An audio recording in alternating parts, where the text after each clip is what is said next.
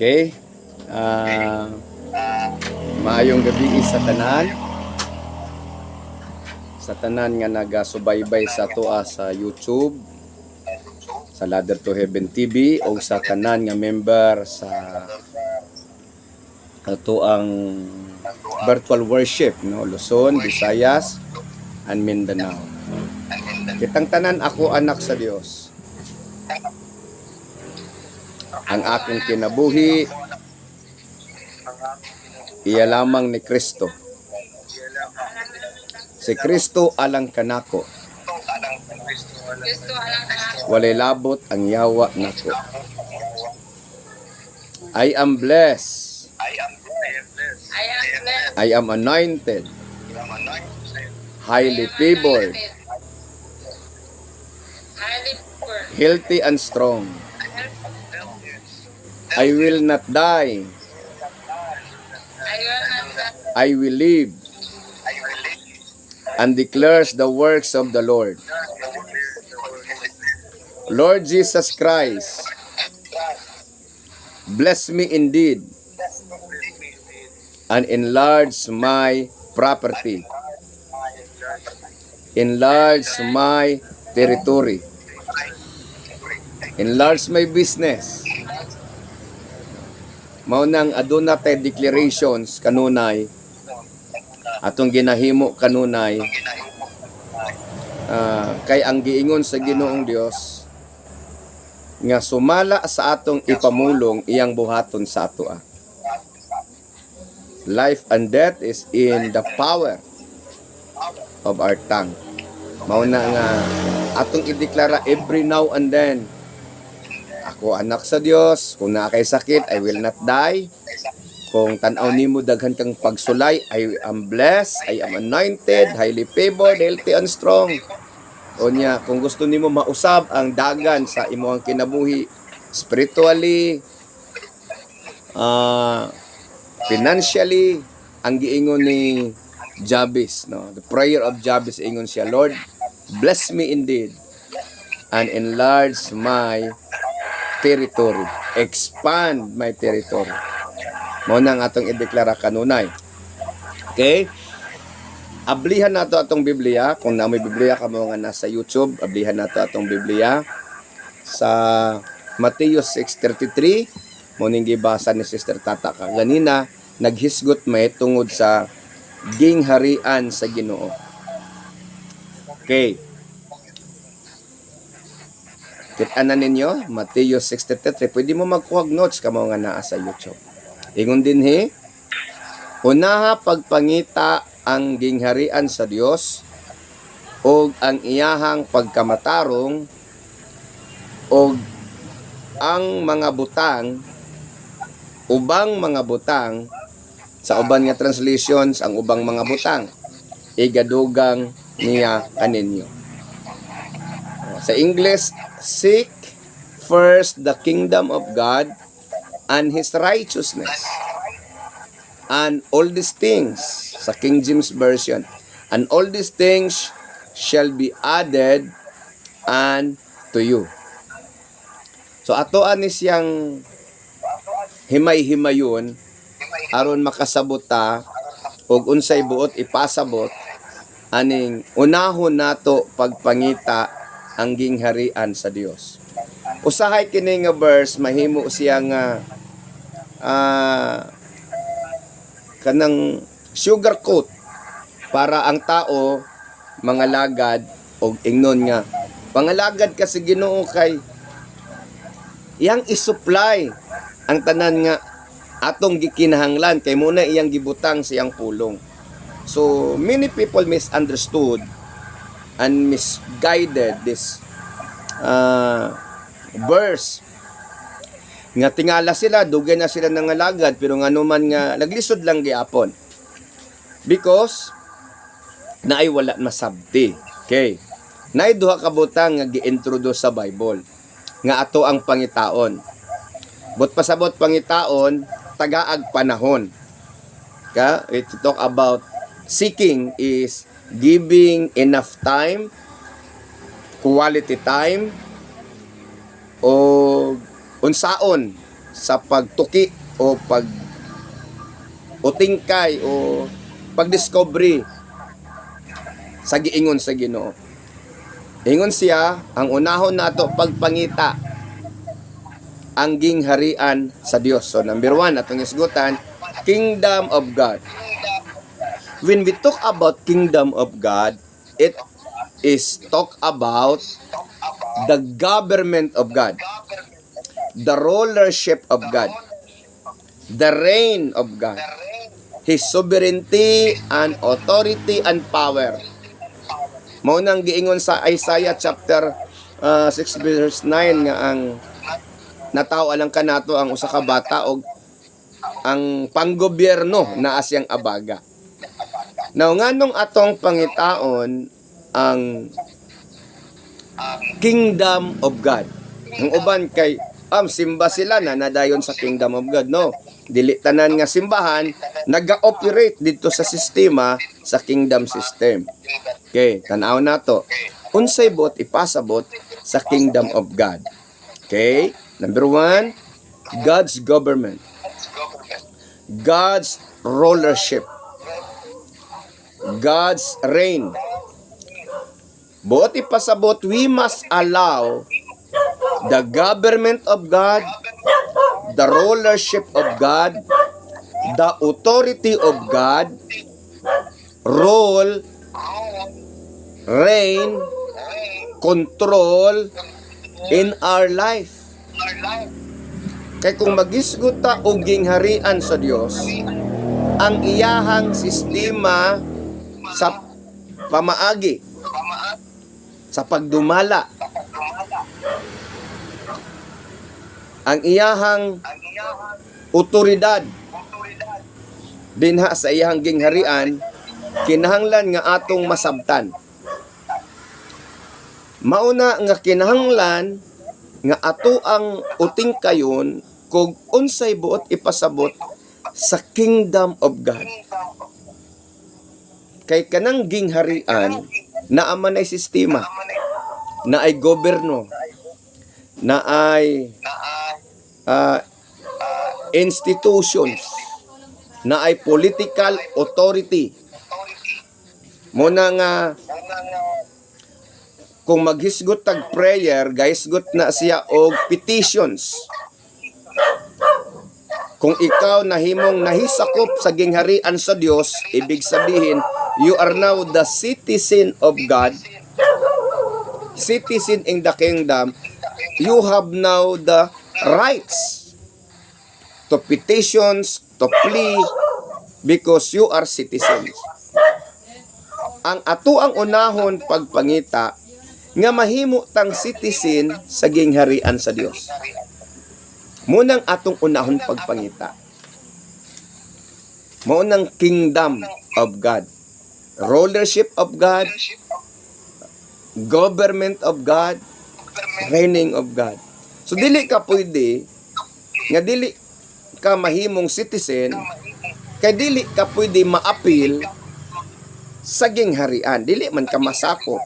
So kung dili ka sakop sa gingharian, you have no citizenship, you have no connections, you have no obligations, okay, obligations, then you have no rights and you have no benefits. Kaya kung citizen ka, you have obligations to pay the taxes, you have now the rights to have an access of every department of the kingdom. So, una, ang gobyerno sa Dios. Ang iyahang pamaagi o otoridad. Ato abang ginatuman ang authority sa Ginoo. Ang iyahang lordship, ang iyang pagka-Dios, ato ni submitar bata sa iyahang pamaagi o sa iyang panggobyerno. Timan nga si Adan og si Eva nisukol sa panggobyerno sa Ginoo. Og sila nawala dito sa Eden. Gipalayas dito sa Eden. Unsa ilahang sala? Nisupak sa panggobyerno sa Ginoo. Because when we talk about kingdom, there is rules and laws in the kingdom. So ningon ang Ginoo, ayaw mo pagkaon og nikaon sila. So when we talk about laws, there is penalty of it when we disobey. And when we rebel, there is judgment. Sa wala pa sila nakasala, ang tanan-tanan gisupply sa Ginoo mo ng hayahay. Pero sa diyang nakasala ang tao, nawala sila karon sa panggobyerno sa Ginoo. Kay ang ilahang gisunod man ang tingog sa yawa. Ang suggestion sa yawa. So, they rebel against God, ug ang nanghitabo, judgment, follow them. Gipalaya sila. So, that is the government of God. Pag musopa ka, palayason ka. Hinginlan ka. Ngano man, kay naamay sovereignty ang Ginoo. Nasa'y soberenya. Dili ka pwede nga magpuyo siyang gingharian nga dili ka musunod sa iyahang pamaagi.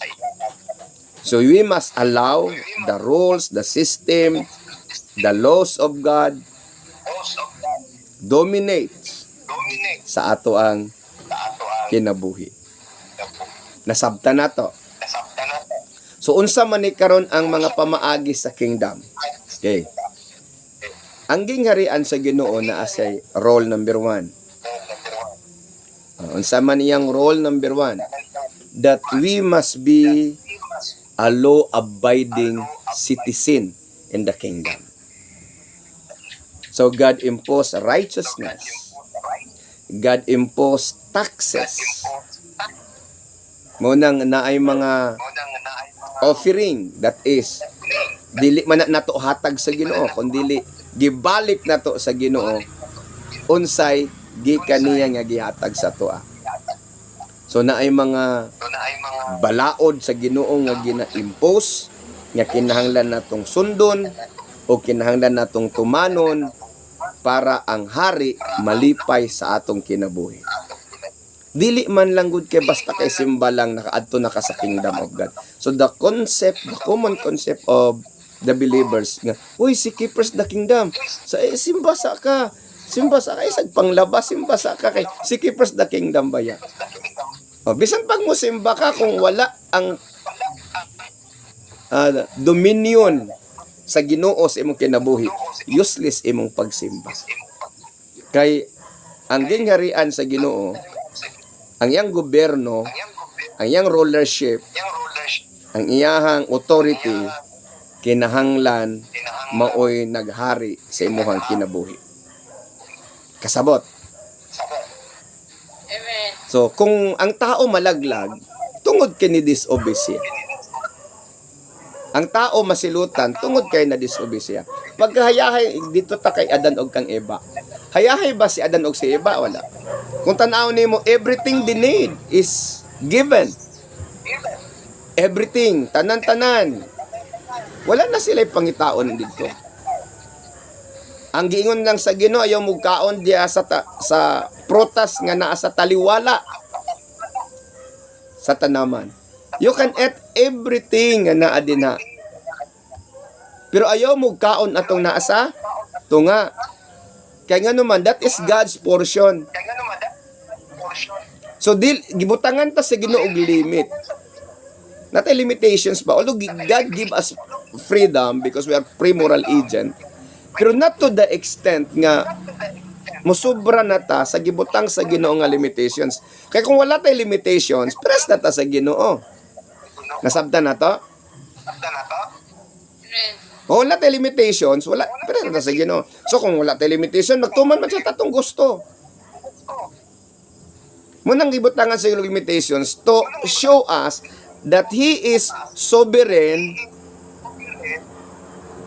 kaysa atoa. Nakasabot. Amen. Gipakita sa Ginoo nga labaw siya sa atoa. Therefore, He set boundaries diara kataman, mao rin na imong buhaton pwede, mao ni mo na kay kung buhaton nimo ni, yun ang Ginoong Dios, the moment you will eat of the tree, you will surely die. Okay. So that is the example of the government of God. Dili man lang kay kaon ra, mayon ang mga tao na grabe pud sa Ginoo kaon ra man tong sala nila, dili to kaon. Ang sala is they oppose the imposed law of the Lord. Gilang gisupak ang balaod nga gibutang sa Ginoo, do not eat. Okay. Ang word nga do not, dili lang tong sa eat, ang word nga do not, that's nagapakita nga tumana siya, sunda siya. Amen. Amen. Hallelujah. Hallelujah. Nasabtan na to kamo nga nasa YouTube. So, unahon nato pagpangita ang gingharian sa Ginoo, the government of God, the rulership of God, the authority of God nga magdominar sa atong kinabuhi. Nga mahimutang total obedience sa iyahang pamaagi, sa iyahang pamalaod, sa iyang sistema. Unya gitagaan ta niya og pamaagi para makatuman ta ni ana. Nga dili ta makakontradict. Munang ikaduha ni iyahang gihimo ingon siya, and his righteousness. Because you cannot pursue and you cannot follow the rules, the government of God without the characteristic of God. Siyempre, pag characteristic nimo imong gipahari, that is your human nature. So, dili jud na siya magkauyon dito sa pamalaod sa Ginoo. So, gikinahanglan nga, we will deny ourselves, our system, our principles, atong isalikway ang atong principles, atong isalikway ang atoang sistema, ug atoang i-adapt ang iyahang sistema kay only the righteousness of God nga naa sa atong kasing-kasing makahimo ta sa pamalaod sa Ginoo, makasunod ta sa pamaagi sa Ginoo. Apart from that, dili ta kasunod. Munang daghan kayo nagsimba, di gud niya masunod nganuman because the system nga iyang ginatuman ang iyang kaugalingon prinsipyo. Nasabtan na to. So munang una ang kingdom of God and His righteousness because this righteousness is the key nga kining kingdom of God ato ang mahatagan og pagtagad. Kaning panggobyerno sa Ginoo sa atong kinabuhi, the rulership, the government of God. Mahimo tang citizen in the kingdom. Mo bitaw nga dili ka pwede mahimong citizen of America kung dili nimo istadihan ang government sa America. The rules, the regulations, their bylaws. Istadihan nimo na the same sa citizenship sa langit. Istadihan po nato na unsa day gusto sa Ginoo. Unsa di ay pamalakad sa langit, unsa di ay ang sistema sa langit, unsa di ay ang panggobyerno sa langit. Kay kung dili ka mosunod dito sa sistema, dili ka pasudlon. I-denied imong access, i-denied imong entry. Muna bitaw ingon ang Biblia sa Mateo 7:21, dili tanan nagtawag kanako, Ginoo, Ginoo, makasulod sa gingharian sa langit. Gawas lamang ni adtong nagtuman. Okay. Ibig sabihin, you submit the rulership of God. Gawas lamang ni atong nagtuman sa kabubuton sa amahan nga naa sa langit. So kung nakasabot ta sa gobyerno diri sa yuta nga ingana day ang pamaagi, mokuha tag passport, mokuha ta og visa para makaadto ta dito sa ilahang lugar, mo-apply tag citizenship para naatay benefits dito sa isa ka lugar. The same dinha sa gingharian sa Ginoo. Naay process. Nganong naay process? Tungod kay naay government, naay authority, naay system nga ginasunod. Dili man ang Ginoo bara-bara, naa sa system. Ultimo gani sa suot sa sinuotan naay sistema. The way nga maghalad ta naay sistema. Dili man ang Ginoo paratsar. Basta kay nagkasimba na tao, kinakumbati na. Praise the Lord, hallelujah, praise the Lord, hallelujah. No. We must understand the system of the kingdom. His government, His rulership, His authority. He is supreme, He is sovereign. Ang saragod ta. Dili ta pwede magtuman sa ato ang gusto. Amen. So ang benefits naging sibli and all these things shall be added. Dili na nimo basta-basta makuha unless you submit. You will become obedient citizen of the kingdom. Mahimo lang kang obedient citizen of the kingdom pag ang righteousness of God, His characteristic, His character, iyang attitude, ang attitude sa Ginoo ba? Maunay ato ang attitude. Ang karakter sa Ginoo, munay atong karakter, munang ingon si Pablo, follow me as I follow Christ. Ingon ang Biblia, if you want to be my disciple, take up your cross and follow me. So si Jesus Christ ang nahimong example as a good, obedient citizen of the kingdom. Kay siya man ang Prince of Peace, siyang King of Kings, and Lord of Lords. Ning naog siya in order for us to understand the methods of the kingdom, the system of the kingdom. So ingon ang Ginoong Dios, forgive. Ingon siya, love your enemy. Pray for those who persecute you. That is the very difficult things. Ang Ginoo pagka siya mo panalangin, ingon siya, ang babae ingon siya nga tagaay sa ako og kanang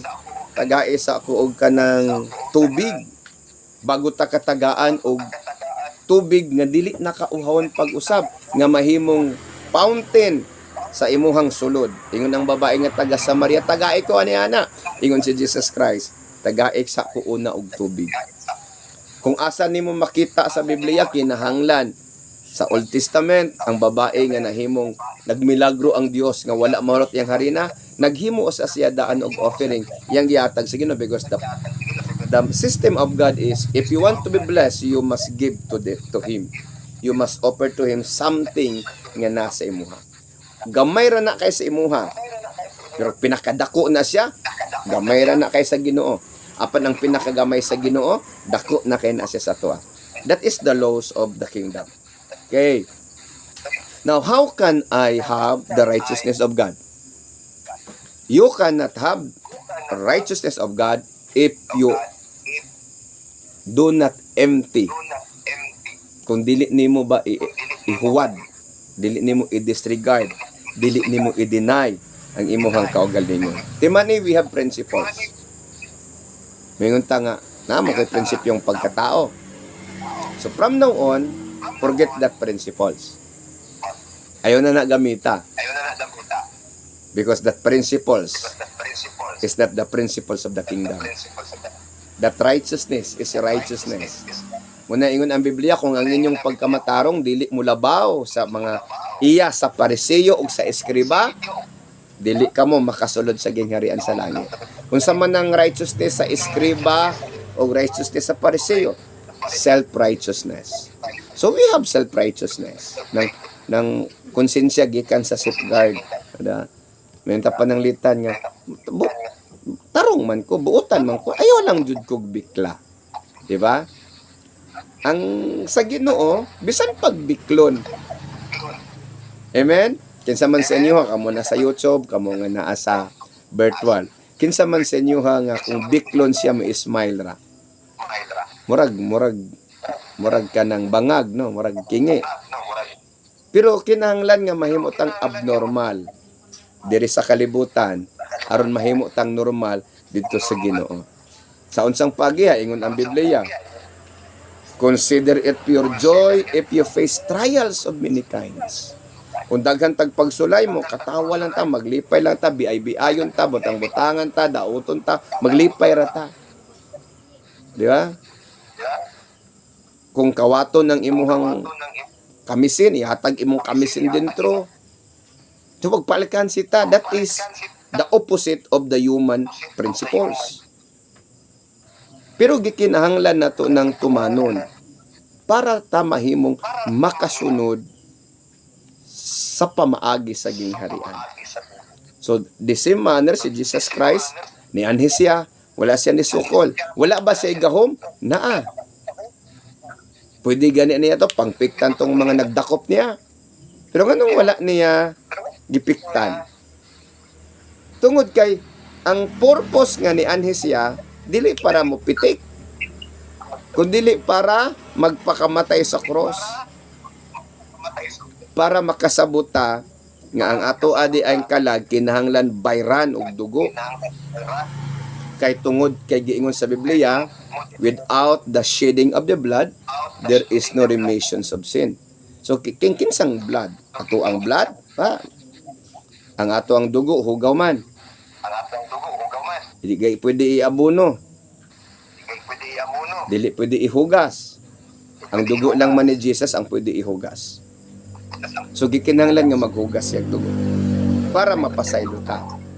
So he submit to the will of the Father. Ingon si Jesus Christ, Father, Amahan, kung pwede pa lang, isaylo ning kopa. Sadyang dito siya nagpray sa Gethsemane. On how Jesus Christ displays obedience to the Father, even to the point of death. Because that is the principles of the kingdom. Total obedience. Total submissions. To God, ha? Dili to man. To God, dili to man. Okay. Unsay giingon sa Ginoo? Apan dili ang akong pagbuot mo'y matuman, kundi ang imo. Kay mao kini ang purpose nganong gipakatawa ko. Nganong ni anhi ako. Oh, si Jesus Christ displays absolute obedience to the authority of the Father to fulfill the very purpose, the very missions. So, He applied the righteousness of the Father.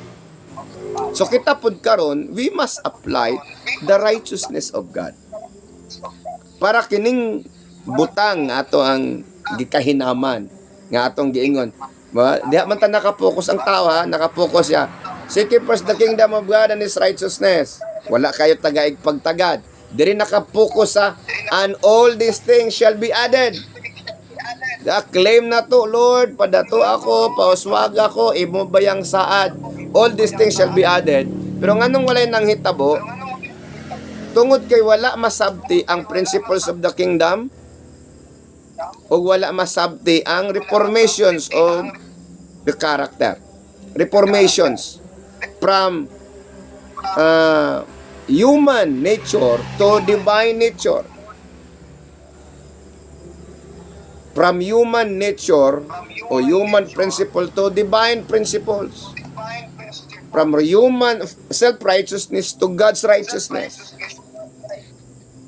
So mangutan na ta karon sa atong kaugalingon. Kan kinsang righteousness karon nag-operate sa imuha. So kung ang imuhang righteousness mo'y nag-operate kaning government of God, kaning rulership of God, kaning principles of God, dili nimo na mabuhat. Example, ha? Okay, nakay kaaway. Nasakitan kay ka, gidaot ka. Karon kung ang imuhang righteousness imuha dili sa Ginoo, imo gyud nang idemanda, imong ipabarangay. Di ba? Sobra na ni, kailangan na niya barangay. So, mag-file kag libel suits.